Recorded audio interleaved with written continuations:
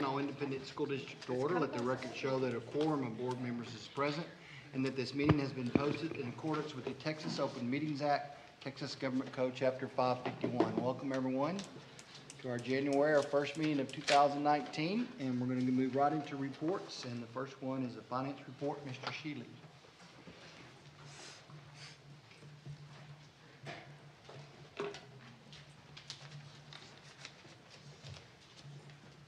Good evening.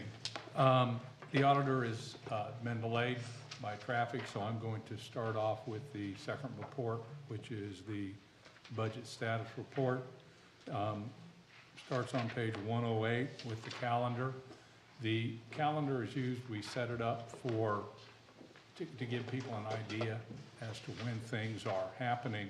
However, a lot of the pieces of the budget flow simultaneously. The first thing, and what we've started already, is are the demographics. We have them in hand. Debbie and Cleet and I are starting with staffing. This year we have a Marine Creek Middle School, which we're going to have to consider very early. In fact, I believe it's on the report section tonight, if I read right. We will also be looking at the allocation of personnel to campuses based on campus demographic information down to grade level. The next section, or the next thing we'll be doing, is going to be revenue projection. And I wanted to bring this up because we have the legislature in session, and there is a lot of buzz about revenue for public schools. What's coming out between the House and the Senate are not necessarily aligned. There's going to be a lot of emphasis on taking care of teachers. There's going to be a lot of emphasis on associating funding with test scores. There's going to be a lot of merit pay discussions. I don't think we're going to get much other than those three. I do believe there is a push for general funding. So hopefully we will we'll get something to work with. However, for the moment, unless we actually get something that looks like it's going to go through, we're going to forecast based on existing law. I'll try to give you an idea of what the variance may be and which way things may move based on the most recent information. I can't forecast based on what happened in a committee today. Having said that, if you do have a question, if you have heard something that, well, the House says they're going to do this, if you want to call me up, I will do my best to at least give you an idea of what the delta might be between what we're going to talk about and what might happen if that goes through. The other thing I would ask is that if something starts moving down the road, we may need to start contacting some of our legislators early, because I think there's going to be a lot more movement than what we're looking for. After we get the revenue put together, the next step we have is additional staffing on campuses and departments. We also have departmental allocations. We're going to look at some of those building blocks that are non-negotiable, the appraisal fee, the insurance, utilities, things like that we have to, either we know or we estimate. We also have several major programs, including the technology plan, which is included, but it still requires us to look at every year. And then we also get enhancement requests, which we're going to try to move up and get those in earlier so we can do an evaluation. One additional concern that we're dealing with this year, and it has to do with cybersecurity.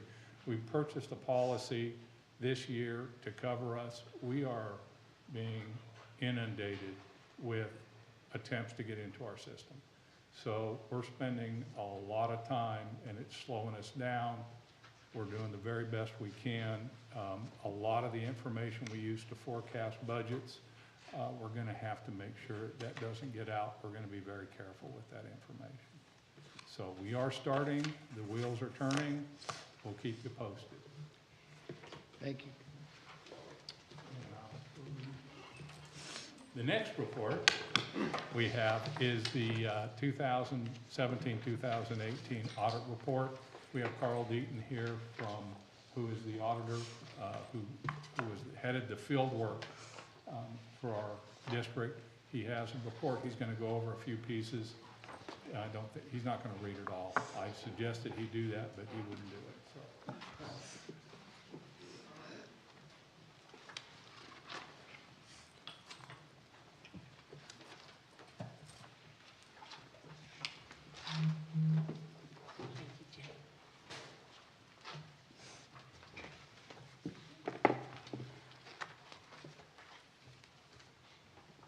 Dr. Chadwell, members of the board, these are the audited financial statements for this last fiscal year ending August 31, 2018. The report begins with the independent auditor's report, which basically reminds you that these are your financial statements, but we as auditors have come in and examined them, applied audit procedures to them, and am expressing an opinion on them, that they present fairly the financial position, the results of operations for the district for this last fiscal year. And if you turn to page 24 in the report, you'll see on page 24 and 25 the four funds that are considered the major funds of the district because they attract the largest amount of dollars. And on page 24, that left column is by far the largest fund, the general fund. You see $169 million of revenues, expenditures totaling that much, some other sources and uses, coming down to the bottom to an increase in the fund balance of $2,318,000 last year, bringing the August 31 fund balance in the general fund up to $35.7 million.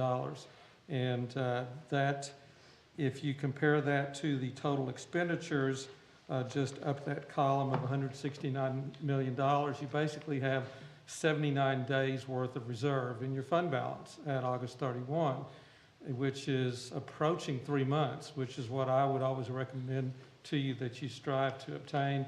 TEA, their rule of thumb is 2 months, so you have sufficient fund balance reserves as far as the TEA is concerned, but 3 months is, in my opinion, is really what you ought to continue to work for, and that 79 days is an improvement from 76 days in the prior year. So it is trending the right direction. The fund next to that is the debt service fund. The debt service fund collects the interest and sinking portion of your property taxes and makes the payments on your bonded debt. And you see, bottom line, an increase of $386,000 in that fund balance after $3.5 million had been transferred in from the general fund toward those payments, ending fund balance of $3.6 million, which is about a little over a month's worth of reserve there. Capital Projects Fund. The Capital Projects Fund spends the proceeds from bond sales, and in that column toward the bottom, you did sell $42 million worth of bonds during this last fiscal year, spent a good portion of that, but still have at the bottom there, you see $24 million in fund balance of unspent bond proceeds to be spent in the current year. And then the fourth major fund is on page 25, the Child Nutrition Fund. The Child Nutrition Fund just continues to show excellent activity each year, and you follow that fund balance down to the bottom, you see a fund balance of $2,013,000, which is approaching the 3 months maximum fund balance, 3 months worth of expenditure maximum fund balance they can have. But a $316,000 profit after $850,000 of indirect costs were pulled out last year. So in essence, there was about a $1.1 million profit in that program on what is approaching $10 million worth of revenue. So it is a large operation as well. All right, and then toward the back of the report, I want to point out a couple things. On page 75, that there was a column on page 25 labeled Other Funds. On page 74 through 77 are those other funds. They track dollars of the district, but the size of those are not as large as the four we just looked at. But they track the activity for programs such as the Title I funds that are received, the IDEA B special ed funds, the campus activity funds, the state textbook fund, and so on. One I wanted to point out to you on page 75 is that one in the column numbered 289. You did receive about $500,000 of what most people call the Hurricane Relief Grant or the Emergency Impact Aid for the displaced students that came to your district last year from both the Houston area and also from the Florida and Puerto Rico area from Hurricane Maria. And you received $513,000 of federal funding from that, from hosting or having those displaced students last year. And basically, that is $500,000 of expenditure that would have come out of the general fund if you hadn't received those dollars. So part of that $2.3 million increase in the general fund balance is due to being able to apply for and receive these funds. It can go back to the general fund though, even though the payments were made on behalf of those students from the general fund? Well, what was done was $500,000 of salaries were pulled from the general fund to show that these funds were spent. Okay. Because the revenue from that activity had to be tracked in a separate fund. And so payroll was pulled out of the general fund to show that that's how it was spent. And that's what the regulations said to do, was track what classrooms those students were in and allocate payroll over there to show it was spent. On page 79, no, not 79, got the wrong page number, 85. Page 85 is the year detail and summary of the property tax activity this last year. And on page 85, you'll see that you had a really good year collecting taxes in the district. That left column on page 85 shows that there was $3.2 million of delinquent taxes owed at the beginning of this last fiscal year. The right column says you only had $2.9 million of taxpayers that hadn't paid as of the end of the year. So when you take delinquents into account, you collected well over 100% this last year, which you can't do every year, obviously, but in a year like this that you did it, that helped add to your to those increases in the general fund and debt service fund balances as well. And then also, while I'm back here in the back of the report, just to point out to you that there is a section called the Federal Award section, the single audit section, that leads up to page 97. These numbers are scattered elsewhere throughout the report, but page 97 basically accumulates all of the federal awards that the district received this last year. And I pointed that out to you because it's over $10 million. And there are three primary programs, the Title I, the Child Nutrition, and the IDEA-B Special Ed that federal dollars are received for. And then at the bottom of page 98, there are additional federal dollars you receive that are not considered awards, but the SHARS reimbursement, a propane fuel tax rebate you're able to apply for and receive, and then the one bond series that you receive some federal interest subsidy on. So over $14 million of federal dollars came into the district this last year to help subsidize and supplement other programs. All right, and then just a couple more things I want to point out, and I'll see if you have any questions. In the middle of the report, in all the footnote disclosures on page 48 is something you might not see on a regular basis, but it is the detail of all the district's long-term debt. And it will show you each outstanding bond series, the year it was sold, the amount still outstanding at August 31, and as well as toward the bottom of that schedule, some capital leases where you've lease purchased some technology purchases over the last 3 or 4 years, and the maintenance tax notes that you sold periodically over the last few years as well. A total outstanding debt of $650 million. The debt service on these is what is that $36 million or so of payments that are in the debt service fund. And then last but not least, I need to point out to you this consolidated financial statement on page 17. If you recall, it's been several years ago now that once we prepare the information for all of the fund financial statements, we accumulate that into one consolidated asset and liability statement here at the front of the report. It's really of no use as far as operating or managing the district, but it's a required statement. And the reason I pointed out is toward the bottom, if you notice in the report, you see a negative net position.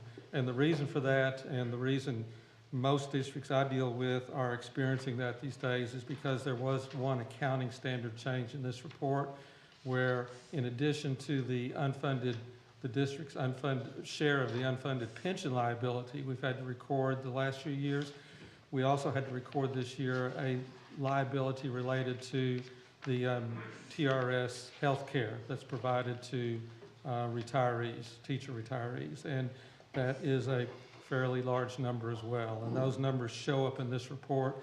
They throw the bottom line into a negative, but the TEA has said that they're going to ignore those sort of numbers we're having to record in answering the questions that are in the first rating that come from this statement. So even though it's a large negative number and there are questions in the first rating that say, what do these numbers look like?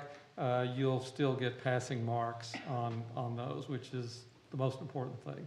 So that's kind of a highlight of the report. If you have any questions, I'd be happy to try to answer them.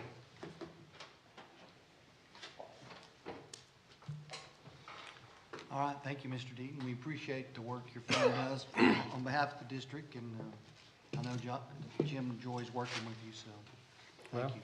Other than the traffic getting down here, I enjoy coming and working here as well. Thank you. As a reminder, this will come back for action later tonight. All right, the next report is the operations report. Clete?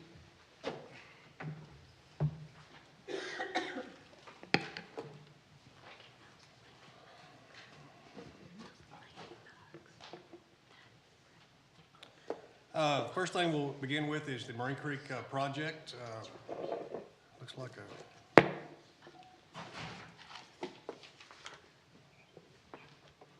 little bit too, there we go. First thing up here is the front of the building of that is the toward the main entrance to the athletic facility. You have that covered area. Currently, of course, these are about a week old, so things move very quickly. The concrete, that 10-foot concrete sidewalk has already been poured, and some of the landscaping, mow strips are already in place. And then on the roof, you can see that's the insulation that's already been laid down. It kind of looks funny up there on top of it, so that didn't stay there very long. In the locker rooms, both sides, boys and girls, have been completed as far as the tiling and then the flooring. Then they have the fixtures in there also, so it's, again, you're starting to see some of the finished details. To me, this is a big one, getting the kitchen, the serving lines in. You know, when we did our last project, that was like the last thing, and that was the most stressful because you have to have that in place, and it's very detailed. So the way this project phased, I was just glad to get all that in, and Aaron's had an opportunity to look at it, and we'll be hanging the menu boards fairly soon on that project. All right, this is the front that's starting to come together. Again, this is an old picture, but that is all curtain wall glass. As of today, they have all the metal framing in there, so it's kind of like there's two big parts to this. You look at the building from the road and go, okay, this thing's really coming together, but from the inside, now it's really coming together, and it's kind of a different, exciting moment. So we were able to get Danny Knowles, the principal, out there today. He had his first construction meeting, and so we showed him around, and so he was real excited about getting to see that. This is all the mechanical component, mezzanine A, so that's like the third floor that no one goes to. Then the science labs, again, you see the tile work, the wainscoting's in place, the sheetrock, all that's in place. In fact, they'll start putting in some of the furniture components will be also going in here pretty quickly. Mezzanine B, which is just the upstairs mechanical component. And then area C, you can see the rock and brick being completed. If you notice in this picture, you see the roof hadn't been completed, but as of today, we're completely in the dry. In Area C, you can see water down the bottom. Again, that's all been taken care of. In fact, Sheet Rock they're doing overtime on this for the next 2 weeks to catch up a little bit. So that crew is working Saturdays for an 8-hour day on that one. So, and then mezzanine C up in the roof. And again, we're still on track for the football field and track. That's the asphalt's down. But if you notice on the, it's to my right, I guess, the runways for the jumping events, those have been laid. The concrete has been laid today and put down, so that'll be completed. And just to clean up on the native trees that we have in the front, all the brush has been moved out just recently, kind of getting that finished look to it. Any questions about any of those pictures in progress? Plan is to, in June, the furniture's gonna go in the building. And July the 8th, the principal gets the keys to the building. And we got about a month until we have the ribbon cutting. So, you know, we're a little bit behind, but the reality of it all kind of works because of the rain. You had the little rain delays here and there, but we've got plenty of time and it's all coming together. Some other projects that are in the works, we have Copper Creek Elementary. We've had the pre-construction meeting. It's been completed, the pre-proposal construction meeting. And then Wednesday, the bids come in, Part A, and on Thursday, Part B. So we're looking forward to revealing those. We had a great turnout for the proposal meeting. Had over right at 15 different vendors come in and look at our products. So we're excited about that. Highland Middle School, Creekview, and Gilliland. We had another meeting with our general contractor today. We'll sign the contract this afternoon, and they will actually start tomorrow, bringing their folks in. We've already cleaned out the library and got the shelving, so it's all prepped, ready to go at both sites. So that's ready to kick that one off.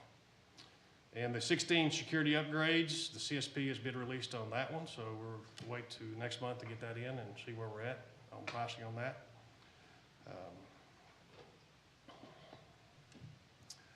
The next thing we have up here is the Bryson Elementary, Elkins, Eagle Mountain, and Boswell renovation. So this is all grouped together, and Lisa Vardaman with VLK is going to assist in this presentation, so she's going to go through it, and we do have some of the boards over here, and I'll bring those up to show y'all. Some of the colors are already in place, so it's just a reminder of what we're using there. And so, Lisa? Well, good evening. Let me start by saying, because it's School Board Appreciation Month, how much we appreciate all the work that you guys do and how grateful we are for our long-term relationships. So it's nice to have a moment to show appreciation, and I'm glad that everybody does that in January. So, as Clete said, that we're actually heavy into this project, and so we'll give you an overview of the project tonight. There's multiple components of it, so we'll start with the Bryson since it's the largest portion of the project. This is an overall site plan that there's just a little bit of addition at this project, which is going to be the gym addition, which is shown right there in the white color. We're extruding out the space of the gym. We're going to rotate and turn it, and I'll show you the floor plan here in just a minute. So there's not a whole lot of site work, but because of the fact that we're extending that, we're going to have to offset the hard play surface, and it has sort of a trickle-down effect with the playground. So we're going to be getting a new playground and shade structure here, and then a hard play surface here, so it's an outside basketball court. Some new flat work area, and then we're getting a new dumpster screen, and then we'll show you some landscaping that we have there in the front, but it's pretty limited on the exterior. Just to point out, this Bryson has about 5 different locations for playgrounds, and they're all kind of put everywhere. So this gets back to our standardized playground that we've installed recently. So that's going to replace 2 of them. They still have a swing set, and then we have the existing ones on the south that will stay there. But that's a lot of mulch that we have to put in there every year. It's probably one of the largest locations we have, so we're going to be consolidating that. Okay, so this is just a closer up view so you can get a better idea of what's happening on the outside. On the front, we're gonna be adding a little bit of landscaping to help beautify the front of it, and so this is representing that plan. Okay, so this addition to the gym, currently the gym is located in about, right, I guess about that limit, right, you can see that light line right there. We're gonna be extruding it out and then rotating it so that we can get the equivalent of what you have at your current standards for the elementary school. Along with that, we'll be extending the corridor down and providing a new entry into the gym, and then providing some storage space available to the cafeteria side, upgrading the toilets, providing a new office storage and fire riser room down on that location. We'll be relocating the existing bleachers telescoping bleachers to the north wall, and again, providing for pretty much a total new finish out inside the space. So we're gonna be taking it all the way, I guess all the materials out to the structure. Currently has a ceiling, so we'll be removing the ceiling, exposing the structure, and then extreme, we'll have some elevations here in a second. Will the ceiling be lifted any in that, or? No, it will not. We're dealing with the existing structure, and so recognition of that, we'll just be trying to stay within that same plane in our new portion of it to make sure that we're not lowering it any. The goals in there are 8 foot, so will that make a difference when you take them to 10? I don't guess it would. I think we have adequate space. Okay. It's something, The Mr. 8-foot and 10-foot goals, they'll have the ability to adjust down to 8 foot. When Mr. Welch and I were in there, it looks like the ceiling is a fairly standard height. It just was the goals were installed low for some reason, so. That's kind of common at Just a elementary mystery school why. to provide that as an option, so you know, to have adjustable height, that provides for both uses. Okay, so, along with, the addition to the gymnasium, at Bryson, we will be, replacing some of the kitchen equipment, the serving line equipment, and we'll be, providing some, wider openings between the cafeteria and the food service area that requires some structural work, and so that'll be being done next summer to open that up. And then we don't reflect it in the overall presentation, but similar work will be done at Eagle Mountain Elementary School and Elkins Elementary School. So the kitchen serving and widening, introducing some wider doors and connecting those two spaces is being done, all three of those. And child nutrition will be paid for that component of it, to help their fund balance. Okay, because of the overall, we'll call it major maintenance type projects that you guys have, Boswell, the lighting for the band practice area, it made sense to go ahead and combine it with these projects because there will be electrical work being done at the other projects, and it'll help with the economy of scale costs for doing that, and then the overall initiation of the project.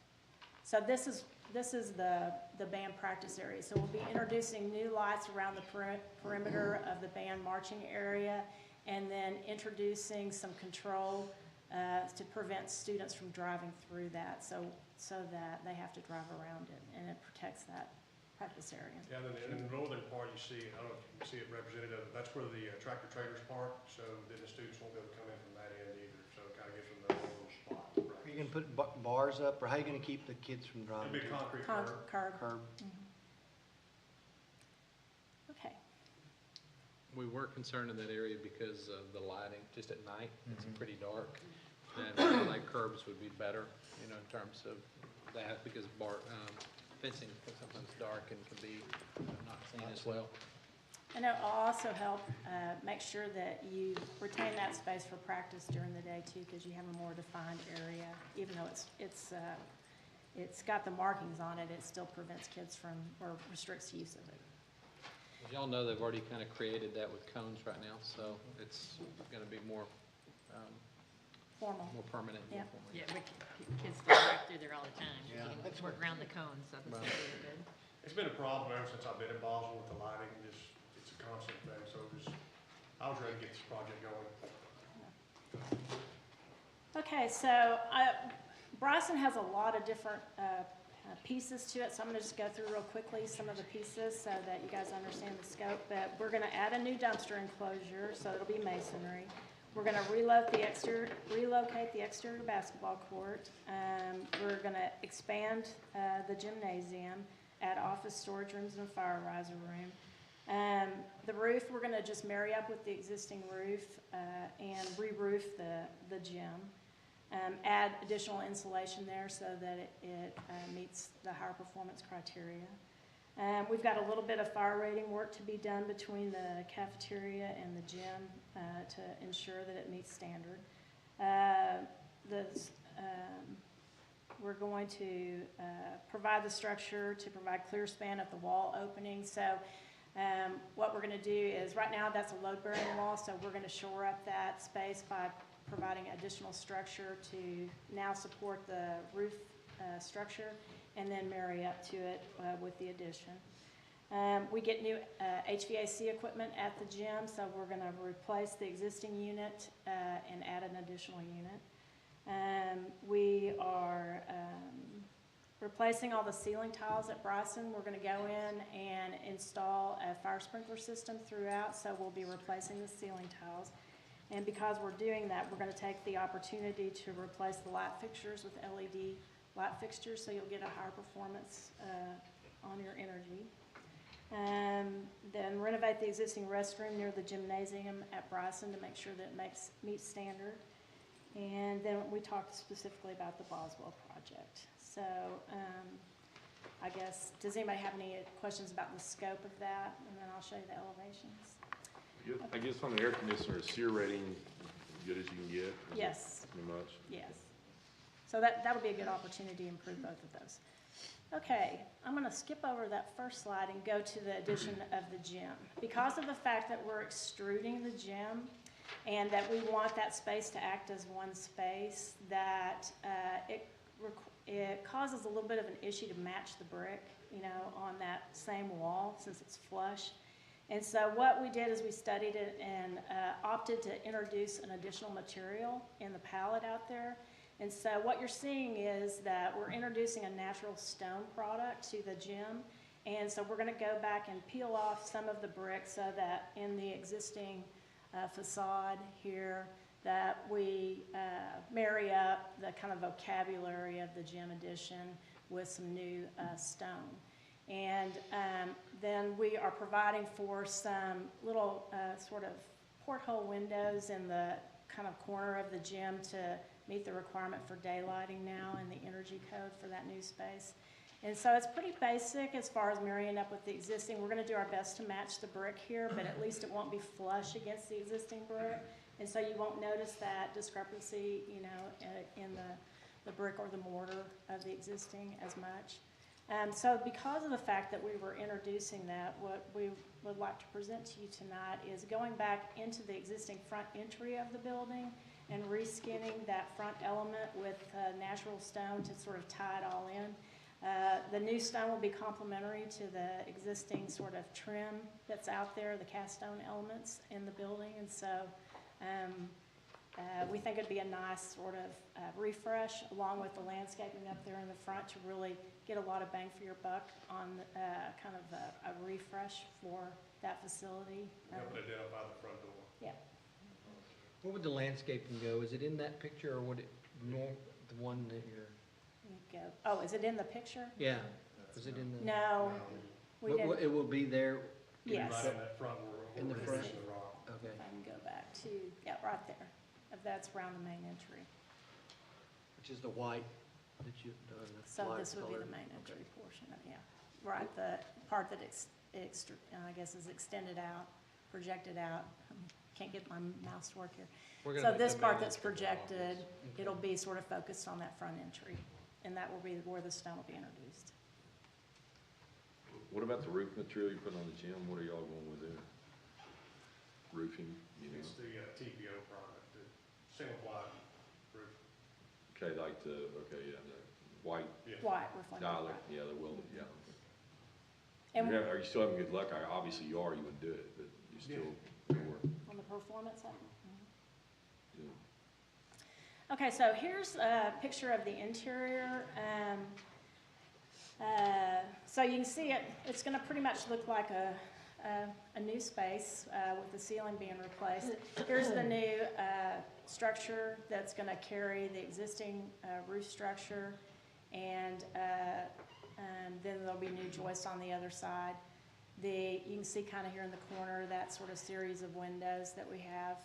We will be replacing the existing tile because we can't match the existing tile in there, so we're gonna replace it throughout, so that way it looks monolithic in the same room.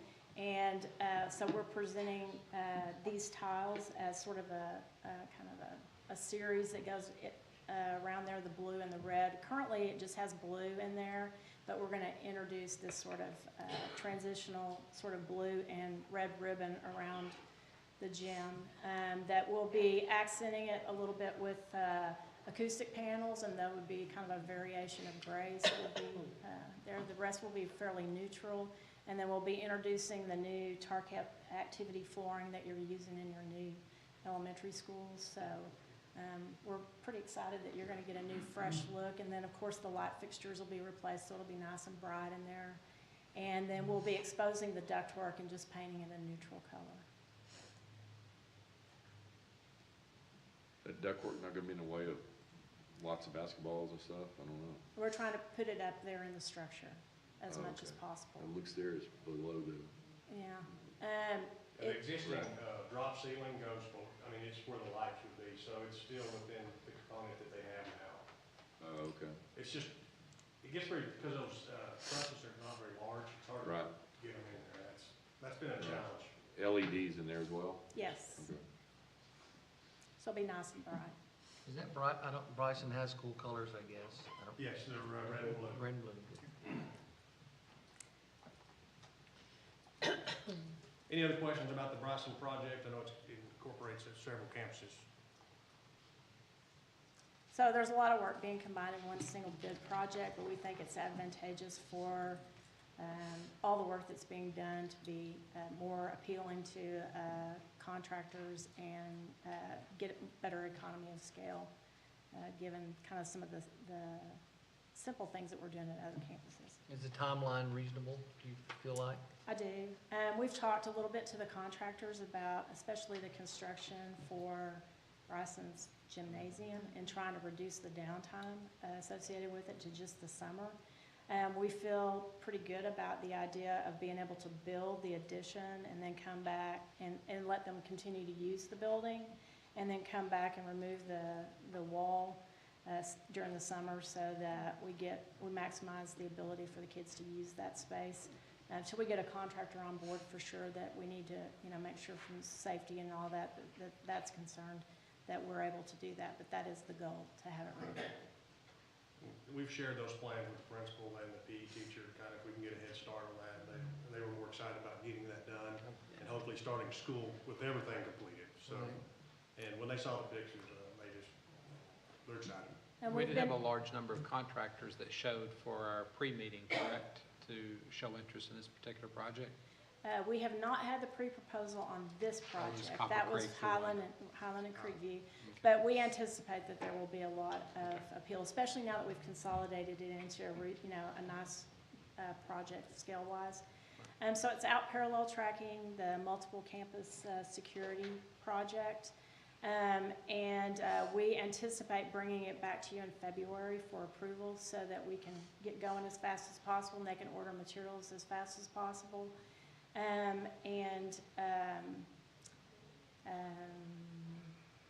There's gonna be another really important point that will come to me. So back in February.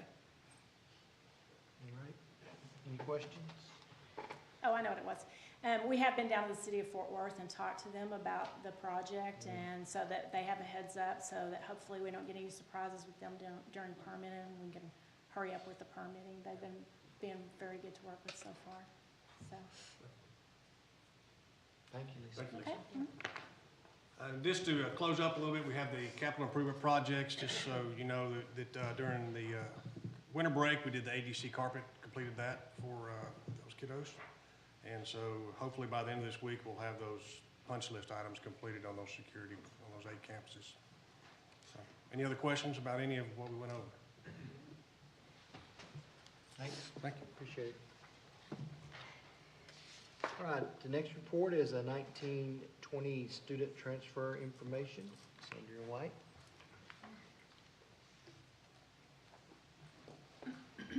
Good evening. We have developed our student transfer information for 2019-20 school year. You will see the guidelines on page 138. The information provides 2 windows for student transfers to be requested. And then based on our demographer numbers for the upcoming school year, there is the potential for a few campuses to be closed to transfers.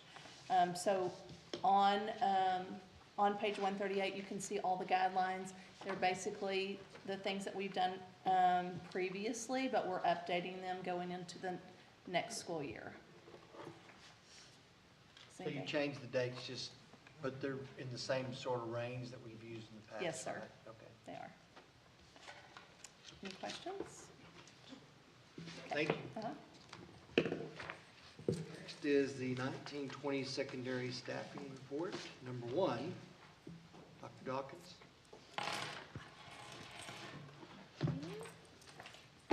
President Newcomb, members of the board, Dr. Chadwell.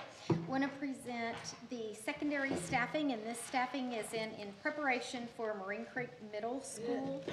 And so the positions that we're requesting for consideration this evening would be the professional and paraprofessional positions on the attached report. And these represent the salaries of the positions for the start dates for the 1920 school year. I did include for you, just because it was in November, we brought forth the initial positions because we were asking for additional days for a few of those positions. So I just wanted you to have that for your reference.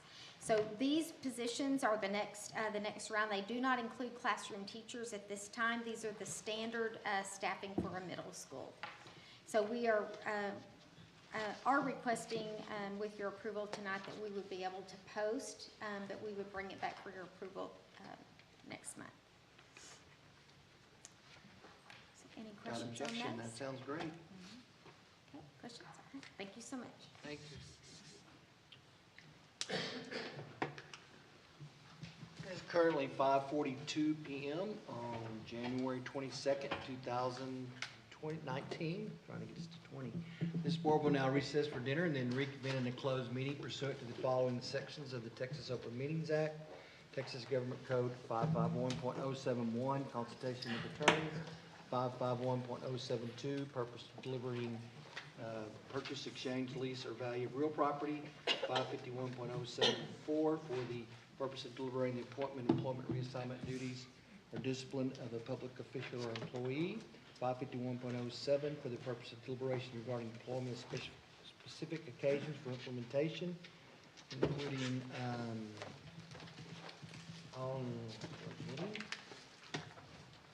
the contract extensions for the superintendent's leadership team, and 551.082, considering discipline of a public school child or complaint against. Never number to that, really. This is a public meeting of the Board of Education of the Eagle Mountain Saginaw Independent School District. The board is reconvening the public meeting January 22nd, 2019 at 7:00 p.m. and will now consider the subject set forth in the posted agenda. Thank you for joining our meeting for our first meeting of 19. We're very excited to see the room that you've decorated for us. We feel very much appreciated. Thank you for all the gifts. And to open our ceremonies, we have Willow Creek Elementary School and Principal Ms. Crystal Hollinger. Good evening, President Newcomb, the board, and Dr. Chadwell. Thank you for having us. Kiddos, if you'll go ahead and come on up. Everyone? We brought a crew tonight. This is our office leadership team, and they wanted to do this together. So we are doing this together. We have Bella Blanco, Marissa Salazar, Issa Best, Alex Hunter, McKinley Camacho, Sophie Burdock, Avery Gleva, Jacob Enriquez, Cade Renfro, Ainsley Suggs, and Peyton McCurry. They are joining us, and they have brought some family with them. Family, if you would stand, we appreciate all of our Willow Creek family. Yes. And so I'm going to turn it over to these kiddos. You want us to stand, right? Pretty good. It's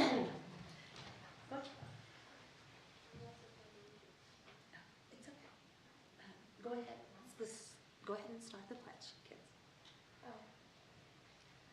I pledge allegiance to the flag of the United States of America and to the republic for which it stands, one nation, under God, indivisible, with liberty and justice for all. Honor the Texas flag. I pledge allegiance to thee, Texas, one state, under God, one and indivisible. Thank you. You may be seated. They have a couple more things to share just briefly with you, girls. At Willow Creek, we try to live up to our mission each day. So we would now like to share it with you. Commit to growth, serve others, and make a positive impact. We also wanted to take this time to appreciate Dr. Cadwell and the school board for all that you do for the staff and students in EMS. Thank you for having us.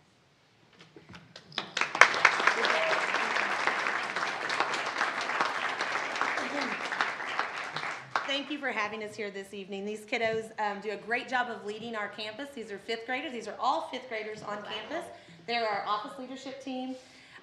One thing that they started this year, we always are living our mission at Willow Creek, and they are helping us by starting each Monday off right. They do Motivation Mondays. They leave messages for every classroom every Monday morning to get us started living our mission and off to a great start each week. So thank you for having us and letting us be here to represent Willow Creek.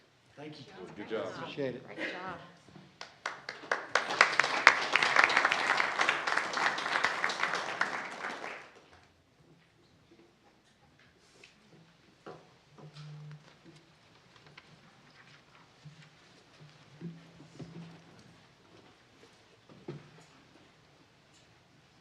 Thank you again, Willow Creek. Thank you, parents, for bringing them, and it's always good to open our meeting with our students leading it. It's something we look forward to each month. Next, we're going to move to communications, and we have some special recognition. So, Dr. Chadwell. Yes, today and this month is Board Appreciation Month, and this is a payday for the board. Many of you may not know, but the board does not get paid. They're an unpaid position with many hours of work and dedication that's required. But this is an evening where they get to enjoy, of course, our students that are here, the acknowledgement for their service. To understand what the board does, they have a lot of important functions to manage a district of a $176 million budget, over 20,000 students, 2,500 employees, and 26 campuses, and a fast-growth destination school district. So they're constantly having to look at where we are now, but also where we're going to go. And it's been a complete privilege to work with them this last 8 years, to watch how they go about their decision-making and knowing that one thing holds true every time, which is what's best for kids.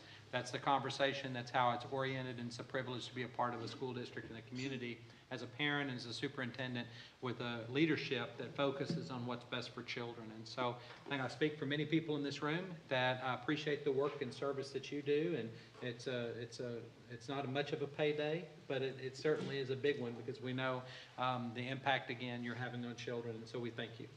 Thank you.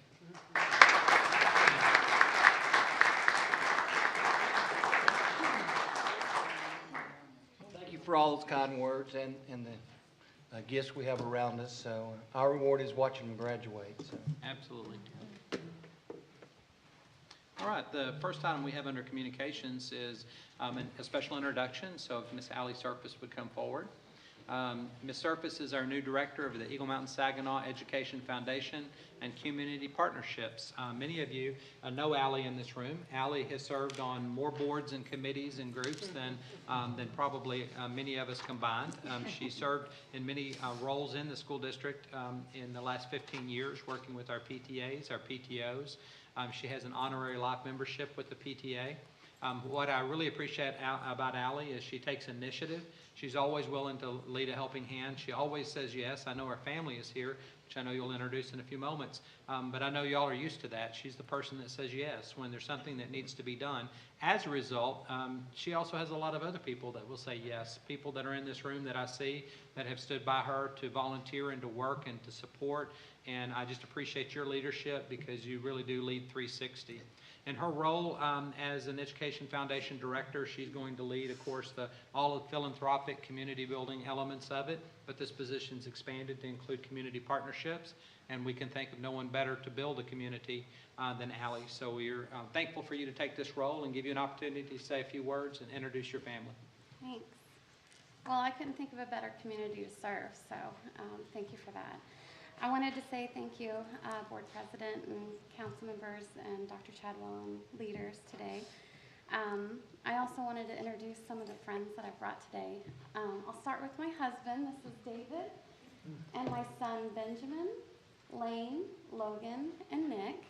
They are really your support leaders because without their generous help throughout the years, I wouldn't be able to do what I do. So I owe it all to them for picking up the slack at home and making a peanut butter and jelly sandwich when I'm not cooking. So thank you for that. And I really, truly adore you guys, and thank you. I also wanted to introduce the 2018 Board of Directors President. That's Angie Haar, and she's sitting down there by David. Her service will be a great tribute to the Education Foundation this year. I wanted to say thank you to past members, Liz Hatley and Dick Elkins, for the foundation's foundation and truly the work that you guys did to make it what it is today. We are deeply grateful for what you've done. And I wanted to introduce Saginaw City Councilwoman Mary Copeland. She's come tonight in support of the foundation and support of the school district and what we do and the culture that we have in EMS ISD. And then just peppered about are some of my friend leaders in the community. And I'm sure you've seen their faces at many events and programs throughout the district. They're really PTO, PTA, Project Dream Play, anywhere from building handicap accessible playgrounds to making sure that teachers have luncheons and keep them happy throughout the year. So I wanted to say thank you for all of your work and your help this year.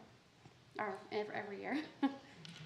So I prepared something very short.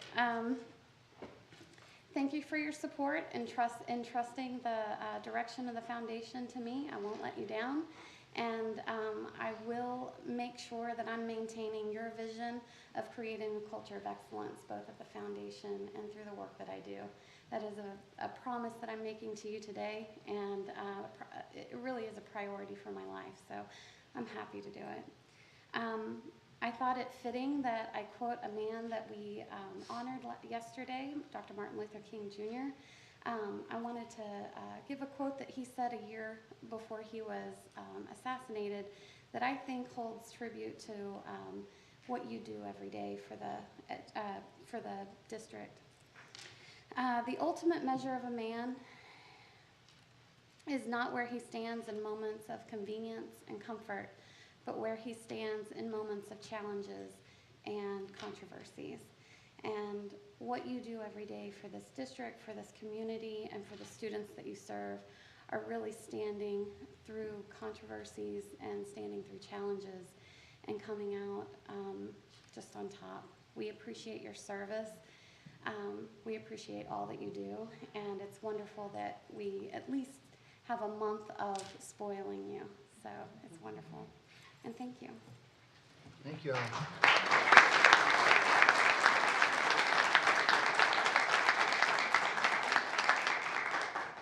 Thank you, Ali. We look forward to the great things you're going to do for our community and our district. Next, we have another introduction. Dr. Dawkins.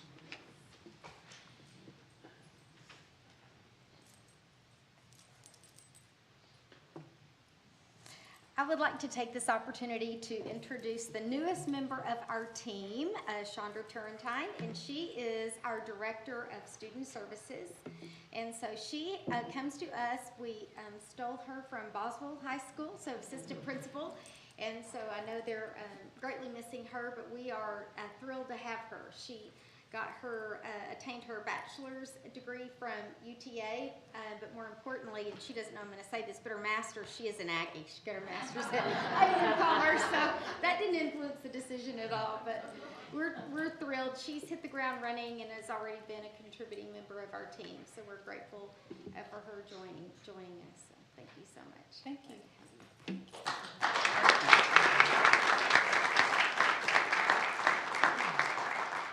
Welcome. We did have a couple of individuals sign up to speak to the board, so I'll call you up here in just a second. But first of all, let me go over outline the policies that we have. Thank you for coming tonight to share your opinion. Before we start, a few rules of order regarding the public comment portion of the meeting. According to board policy, each speaker has 5 minutes to speak. The total public comment portion cannot be more than 30 minutes total for all speakers. We'll have our board secretary keeping time tonight. She will hold up time cards showing you the time you have remaining. If the item is not on the board agenda, the board may not ask or answer questions or make any comment regarding what is said. Also, please note that to comply with FERPA laws on student privacy, you may not mention a student by name. Additionally, according to board policy, you may not make derogatory comments about any staff member either by name or title. Should you need to file a complaint, you may do this through our formal grievance policy outlined in board policy. So with that, we would like to welcome our first speaker, Don Reynolds.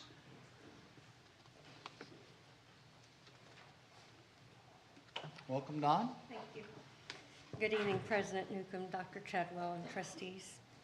It is my distinct honor to stand before you this evening to express our thanks for the leadership and commitment that you have given for all stakeholders within Eagle Mountain Saginaw ISD. Margaret Mead has profoundly stated, "Never doubt that a small group of thoughtful, committed citizens can change the world. Indeed, it is the only thing that ever has." I feel very fortunate to be able to come before you this evening to thank the Board of Trustees for the hard work and dedication that you do for EMS. I see this work being done every month, and I'm quite sure that even more work happens outside of these board meetings. As president of the Eagle Mountain Saginaw ISD UEA, I am excited with the opportunity to express our thanks for your dedication to the constituents, employees, and students of this great district. I also want to remind you that your labor does not go unnoticed and is not in vain. I read a quote by Donald Quinn that states, "If a doctor, a lawyer, or a dentist had 40 people in his office at one time, all of whom had different needs, and some of whom didn't want to be there and were causing trouble, and the doctor, lawyer, or dentist without assistance had to treat them all with professional excellence for 9 months, then they might have some conception of the classroom teacher's job." Every day I feel blessed to be able to fulfill my passion and purpose for imparting wisdom, knowledge, character, and citizenship into the students of EMS ISD. I only do this because of the freedom that you have given my colleagues and me. We have the freedom to grow, to be creative, innovative, collaborative, imaginative, which leads ultimately to our success. And when we are successful, our students are successful. Taking all these things into consideration, we appreciate the countless hours you volunteer to ensure a superior, safe workplace and a professional educational environment. In recognition of your achievements, EMS UEA is making a donation to the EMS Foundation, Education Foundation on behalf of the trustees of the EMS ISD School Board. Thank you. Thank you very much. Thank you for those kind words, Donna, and donation to the foundation. Thank you very much. Next is Eric Oglesby. Eric is a contact representative of Mount Krause. Welcome. Good evening. Thank you. I'd like to thank the members of the Eagle Mountain Saginaw Independent School District for allowing me to speak this evening. I come before you to ask for your support in contacting State Representative Matt Krause, who represents a portion of this school district in the state legislature, and encourage him to support independent school districts. For the last several legislative sessions, Representative Kraus has consistently come out in favor of better treatment towards charter schools and homeschool students, while ignoring the more than 95% of the students in his district that are in public independent school districts. Although Representative Kraus will tell you he supports school districts in his district, his voting record shows an emphasis on draining funds from the local school district, such as Eagle Mountain Saginaw ISD, in favor of charter schools. As many of you may know, public charters are not subject to the same accountability rating that those schools that are independent school districts are. The state legislature has created an unlevel playing field in favor of the charter model and against independent school districts. This is in spite of the fact that evidence shows many charters failed nationally, such as in Ohio, the failed Ohio Virtual Academy, which cost taxpayers more than $104 million in a failed experiment. The city of Detroit created numerous charters, many of them failed. When their doors closed, many students no longer even had a local school to attend, since numerous Detroit public schools closed in favor of charters. In fact, one parent appeared before Congress with an emotional plea, but this was met with deaf ears.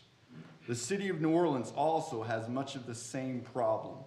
I have more examples of failed charters in Texas and around the country, but unfortunately I have limited time to talk with you this evening about that. Representative Kraus also wants to cap a school district's ability to set local tax rates and have this decided in Austin, in spite of his rhetoric of being for local control. With many independent school districts trying to service bond obligations, a loss of funding and dollars shifted towards charter schools could hamper that school district's ability to repay those bond obligations, and worst case scenario, lead to default.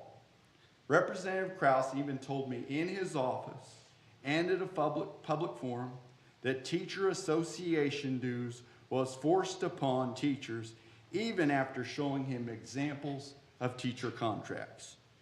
Just last week, a member of his Austin staff told me on the phone that teacher association dues was mandatory. That statement was false and shows a pattern of misinformation, unfortunately, that has passed out of his office, stating that all teachers in Texas are in unions.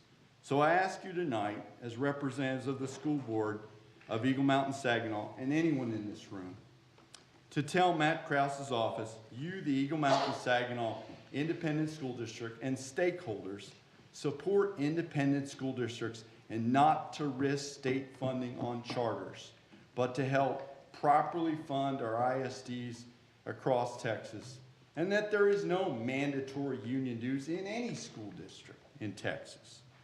I would encourage each one of you to call his office, and I have a number, 512-463-0562. Again, that's 512-463-0562. I even have handouts. I don't know the rules on this. I can leave them with Ms. Nevins, but that may not be permissible. So, as supporters of independent school districts, the mission is not just for certain kids, the charter school students, but to support all students of independent school districts, both here and around the state. God willing, Representative Kraus will support this message. Thank you for allowing me to speak to you tonight. Thank you. God bless.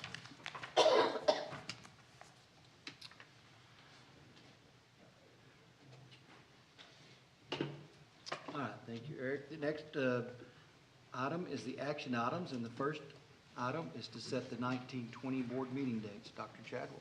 Yes, sir. On page 157 of your packet, it shows the meeting dates for the 1920 board meetings. You will note that we have stayed with the same pattern of using fourth Mondays whenever possible. There are a few there that are listed, which are similar to this year, in which we're having to use the third Monday.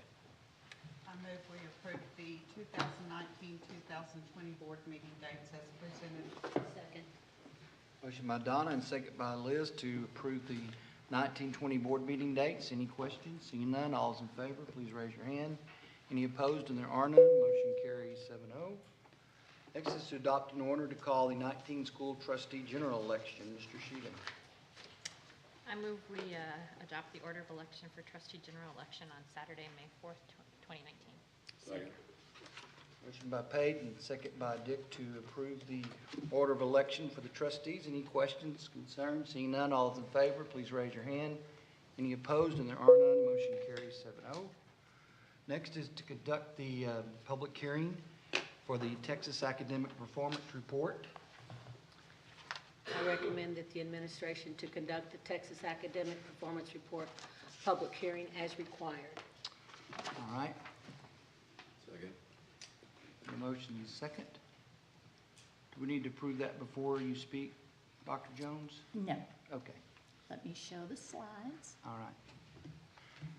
So at this time, on behalf of Eagle Mountain Saginaw ISD, I declare an open hearing on the 2017-18 Texas Academic Performance Report in compliance with Texas Administrative Code, Title 19, Chapter 61, Subchapter BB, Commissioner Rules on Reporting Requirements, Section 61.1022, parentheses C, Texas Academic Performance Report. I think we're legal now, Dr. Jones. It's, I just need to reopen it. Well, he's done. Carter's done. I'm gonna say. While we're waiting for this to come up, so that the audience can see, because I know y'all have a copy of it, this is gonna be a brief report because, there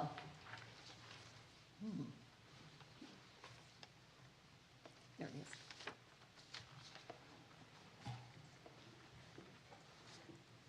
Because Dr. Parker in the fall reviewed the state accountability data with you in depth.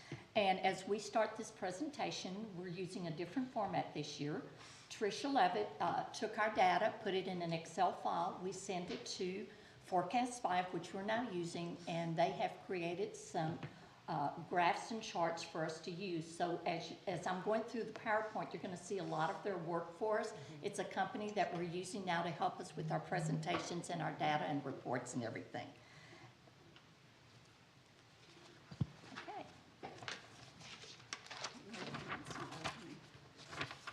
Everything always works, you know, right, in practice. No. You click on one, and if it doesn't work, I've got a backup on my thumb drive.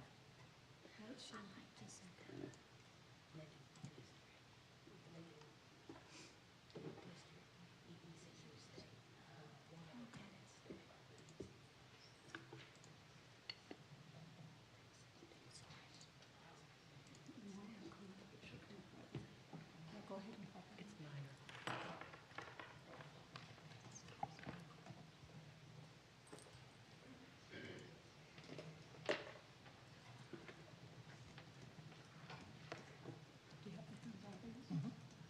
You just have to shut out the.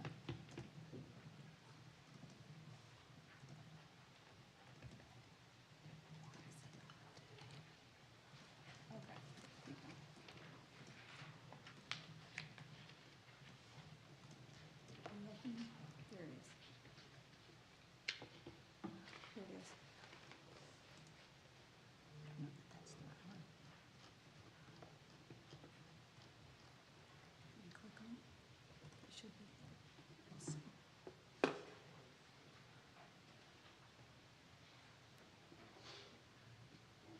Nope. There it is. Right there.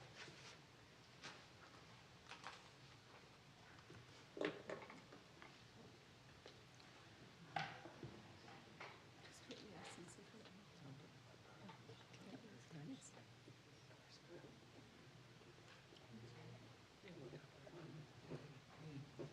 Okay. All right. We'll move right along. Sorry for the delay. All right. Okay, this first slide here shows you that all of our campuses, including the district, we met state accountability. The PowerPoint is, this slide is done from our campuses, from the highest performing, starting with Lake Point on down. This shows the distinctions for the campuses. The percentage on the left shows us 60% of the elementaries on down have received distinctions on the right-hand side. What you see is the percentage of each distinction we have. The area that we're going to have some focus on is in math, because that's the only area we did not receive a distinction in. We got a lot of distinction. Our greatest is in academic growth, which is great for our campuses. This just shows you all of the campuses and the very specific distinctions that they have each received.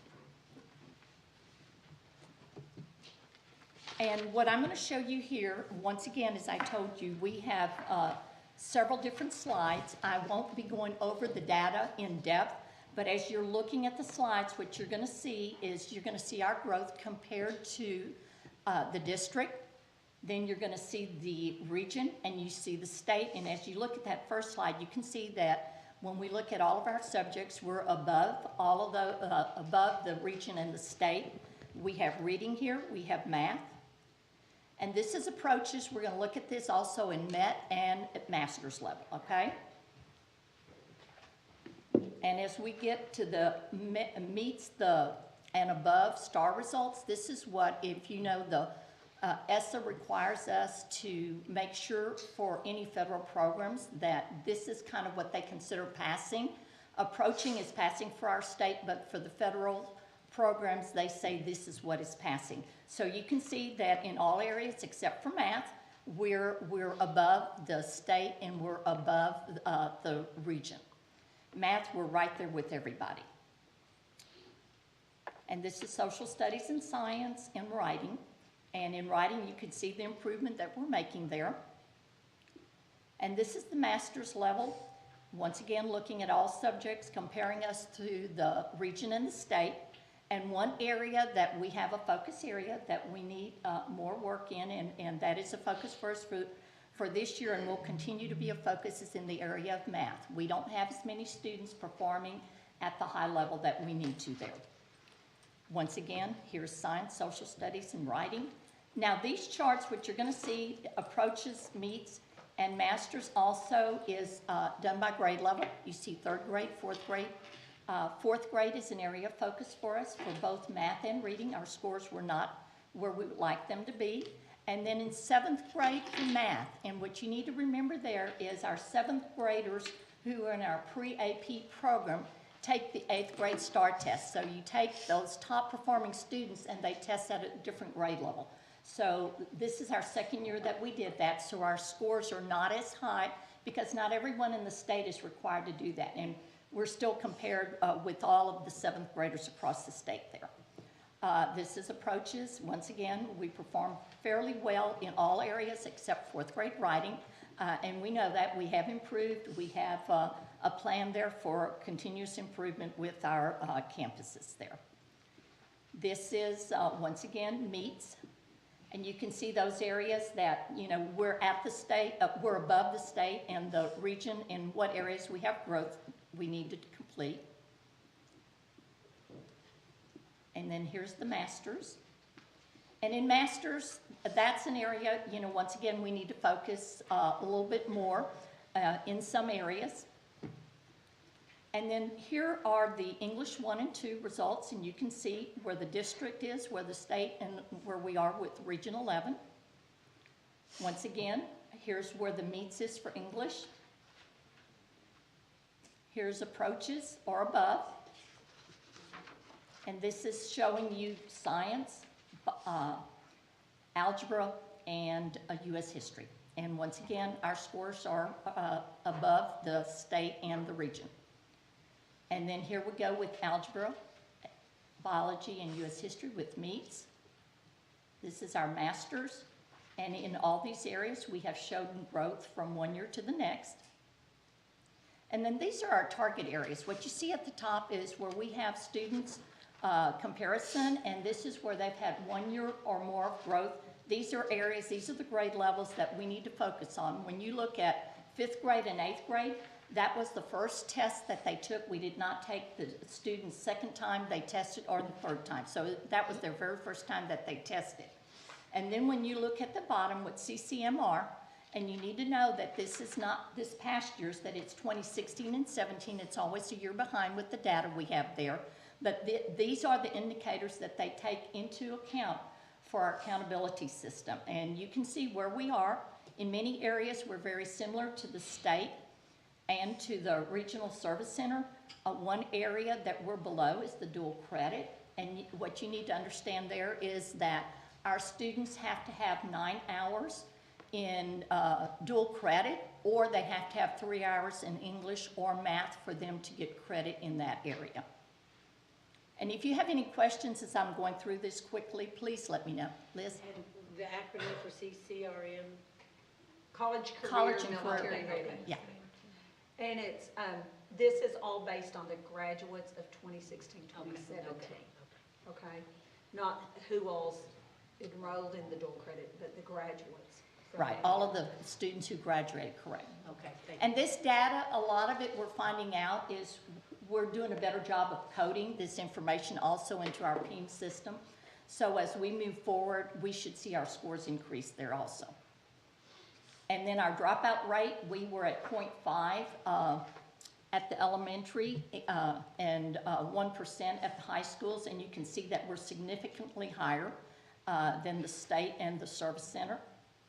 And our attendance from, and once again, this is behind a little bit too. It wasn't last year's, it's the year before compared to the previous year. We are pretty much staying at the same level. Our district scores were identical. As far as the different schools, one might have gone up by, 0.% or down a little bit, but overall the average stays the same. Except for Watson, they did increase a lot. Student information, this shows you our demographic information. And what's interesting, when you look at the bottom part of the graph, you see the addition or the growth or the decline for the state and for us in the district level.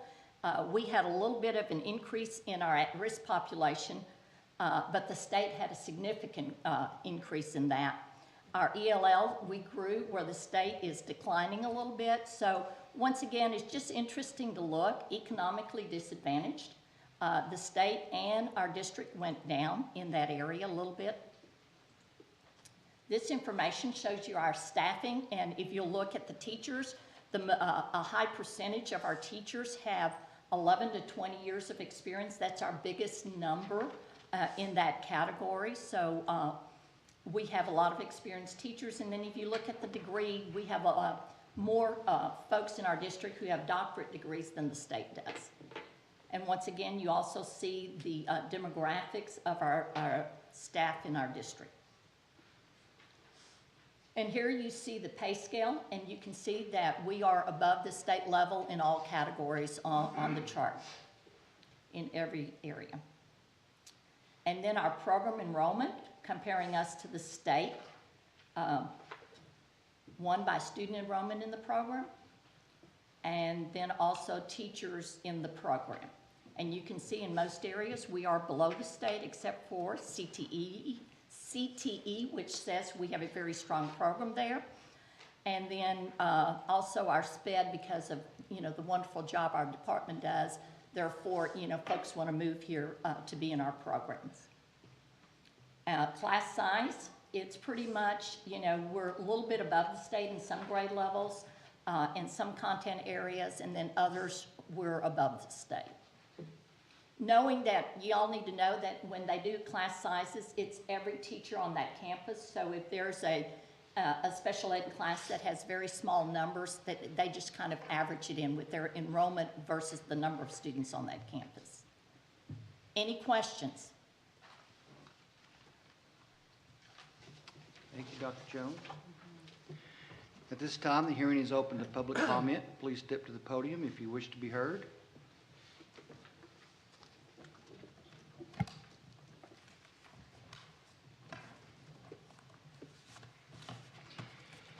This time, the public hearing of the TAPR for the district is closed. Please be advised that the TAPR of this report will be posted on the district website for further public review. Thank you again, Dr. Jones, for that report. Our next action item is to approve the 17-18 financial audit report. I move we approve the 2017-18 audit report. Second. Motion by Donna, second by Marilyn.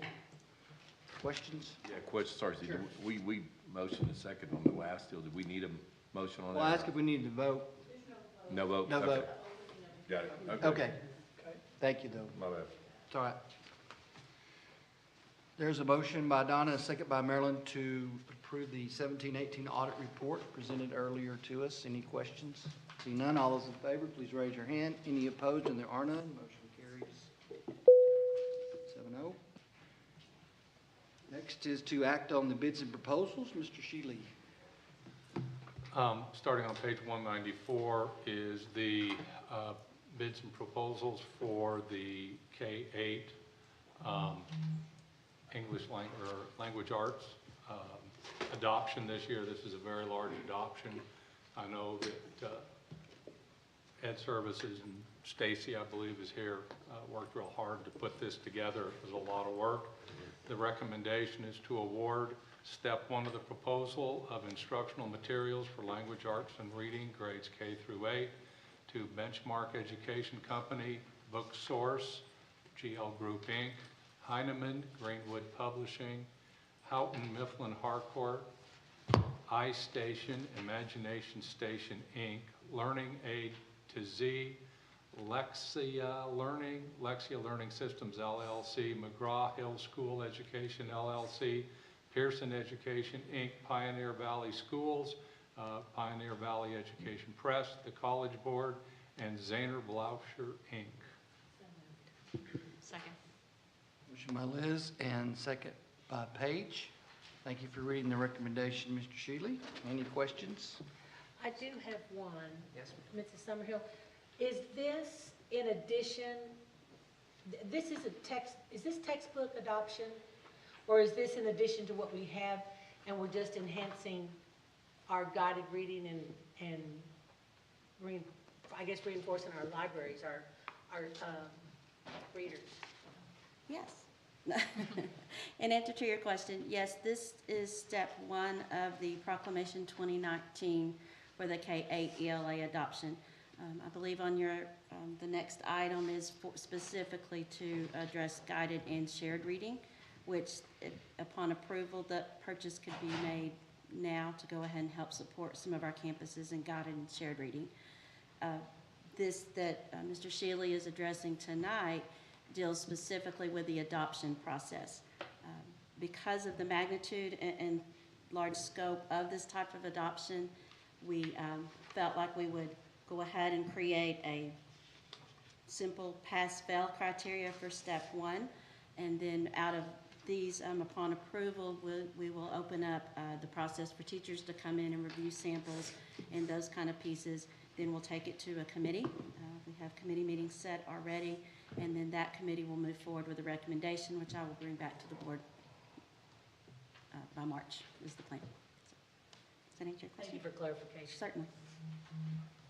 Any questions, concerns? Seeing none, all those in favor, please raise your hand. Any opposed, and there are none, motion carries 7-0. We have another bid and proposal, Mr. Shealy? This item, as Stacy said, deals specifically with guided reading and shared reading collections. The recommendation is to award the proposal of guided reading and shared reading collections to Heinemann Greenwood Publishing. The total cost is $219,432. Actual total amount will depend on the district needs and product usage. Second. Motion by Liz and second by Paige.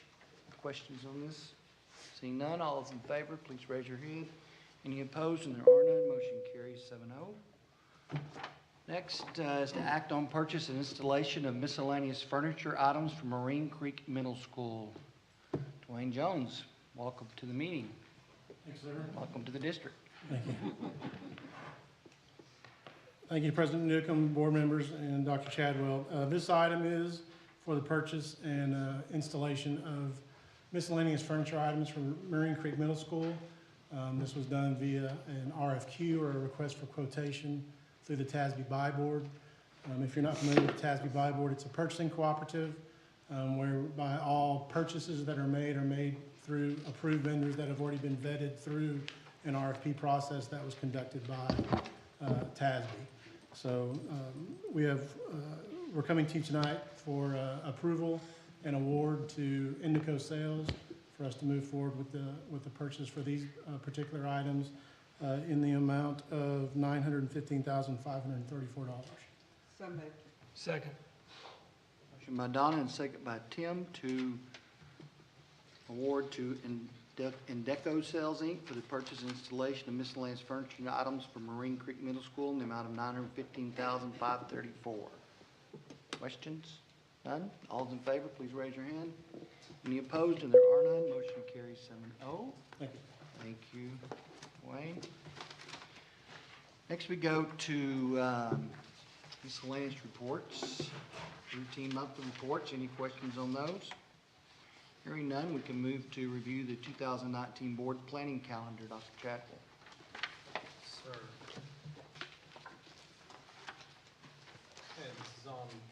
Okay, this is on page 243 of your packet. You'll see that at next month's meeting, we have among the budget reports, we also have the quarterly demographic report, operations. And you'll note there that we have the staffing reports listed. We're using a different method to describe those, so hopefully we can keep them apart, because we know that sometimes there's multiple staffing, such as in this case where we have a secondary staffing report that's different than the one this month. So we'll see how the system works. We're trying to keep up with them, but if you have any suggestions, just let us know. We also have contract extensions. This will be the season for it all the way up until April for extensions. So if you have any questions on any items, feel free to let me know. All right, that brings us to the consent agenda for approval. Move to approve the consent agenda. Second. Motion by Paige, second by Liz. I would point out one thing on page 246. Under members absent, it has Donna Webb, Vice President, so we just change that with that correction.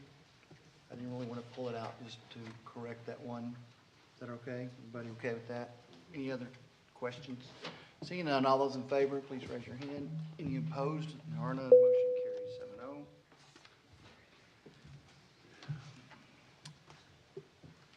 So as far as president's announcements, you did have president's announcements. You had a couple of things at your place to make sure you, if you haven't already done it, you've got an invitation to the Fine Arts Showcase at Bass Hall. Thank you, Sean Bell. We also have an RSVP form for the Chamber of Commerce banquet. And then an invitation to the second annual STEM Showcase, which is this Thursday, 6:30 to 7:30 at the Hollenstein Career and Tech Center. And if you do happen to go to Austin, which I'm going next week, you have the TASB advocacy agenda, and the TASB actually has a conference February 26th, and there's information about that in your packet also. So again, I just want to thank everybody, all the schools, all the kids who participated in decorating the boardroom. It looks great, and again, thanks for the gifts. So, Dr. Chapel. Yes, sir. Just a couple of notes. You mentioned the STEM Showcase this week. The time that's in the packet is incorrect, and so just note that if you want to go. It does not start at 5. You said 6:30, but I thought it was 6 o'clock. Send us an invitation. Getting a nod, so 6 o'clock. So if you can make it, 6.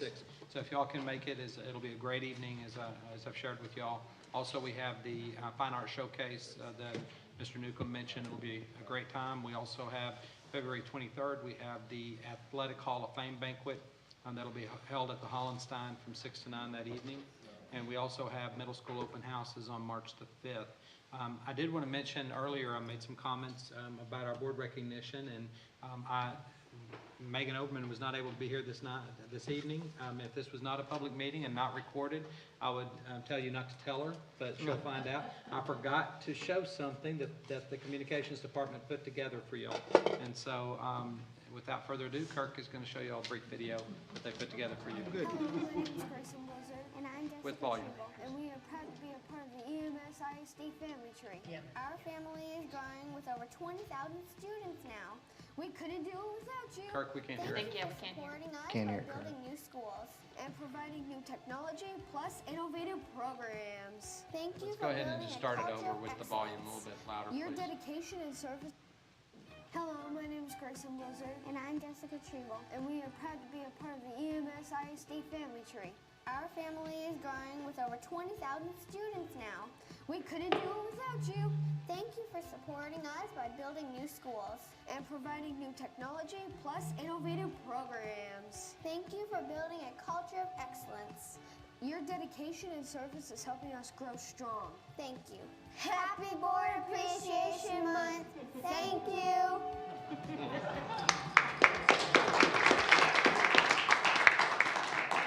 So you see the theme there, they really did a good job putting that together, and we'll post this on our website, and you can listen to it at normal volume. And, but we do appreciate everything you do. This has been, just a great board to work with, and just very thankful for all that y'all have done to meet the needs of our kids. Appreciate you. Thank you. Thank you, Dr. Chapel. Seeing there's no further business to come before this board, the chair will entertain a motion to adjourn. Second. Mr. Elkins, second by Mr. Daughtry. We're adjourned.